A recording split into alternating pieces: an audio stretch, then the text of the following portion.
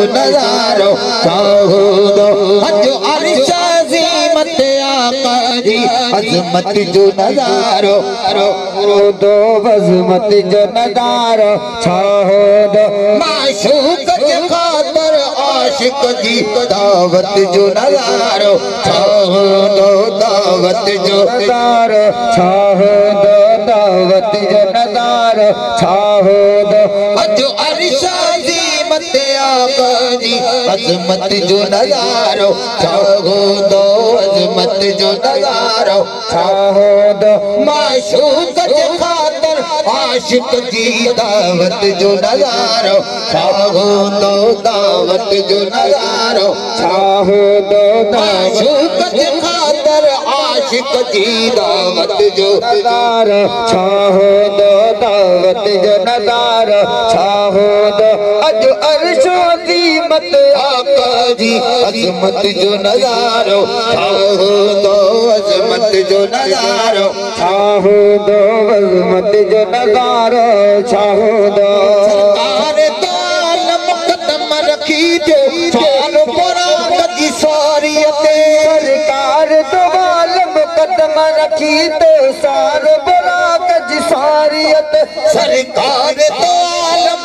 कदम रखी जो सारो पुराण की सारियत सरकार तो आलम कदम रखी जो सारो पुराण की सारियत कुर्बान बजावा कदम जी बरकत जो नजारो चाहो दो बरकत जो नजारो चाहो दो कुर्बान बजावा कदम जी बरकत जो नजारो चाहो दो बरकत जो नजारो चाहो दो कुर्बान बजावा कदम जी बरकत जो नजारो चाहो दो बरकत जो नजारो चाहो दो अज अर्श अज़ीमत आका जी अज़मत जो नजारो चाहो दो अज़मत जो नजारो चाहो दो माशूक के खातिर आशिक जी दावत जो नजारो चाहो दो दावत जो नजारो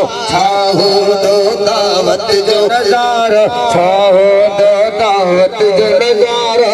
चाहो दो यासीन जो सहरो मुज़म्मिल है ताहा जो नूरी ताज ढकी यासीन जो सहरो मुज़म्मिल है ताहा जो नूरी ताज ढके यासीन जो सहरो मुज़म्मिल है ताहा जो नूरी ताज ढके यासीन जो सहरो मुज़म्मिल है ताहा जो नूरी ताज ढके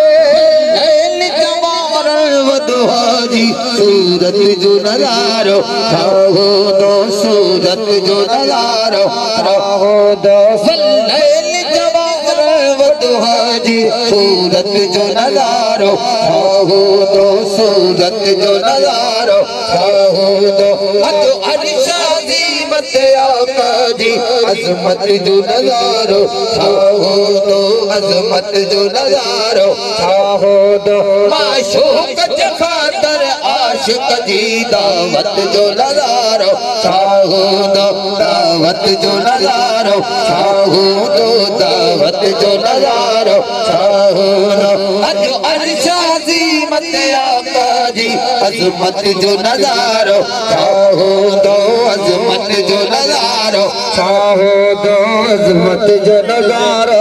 चाहो दो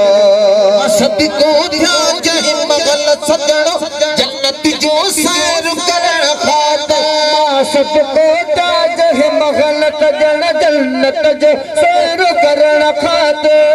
सदको थिया जहि मगल सजण जन्नत जो सैर करण खातिर मां सदको थिया जहि मगल सजण जन्नत जो सैर करण खातिर जन्नत में तशरीफ फरमा जो जन्नत जो नजारो चाहो दो जन्नत जो नजारो चाहो दो जन्नत में तशरीफ फरमा जो जन्नत जो नजारो चाहो दो जन्नत जो नजारो चाहो दो अज अर्श अज़ीमत आका जी अज़मत जो नजारो चाहो दो अज़मत जो नज़ारो शाहूदो माशूक के खातिर आशिक जी दावत जो नज़ारो शाहूदो दावत जो नज़ारो शाहूदो दावत जो नज़ारो शाहूदो मैदान हशर के दी जन महबूब मिठो हाजी मखना मैदान हशर के दी जन महबूब मिठो हाजी मखना मैदान हशर के दी जन महबूब मिठो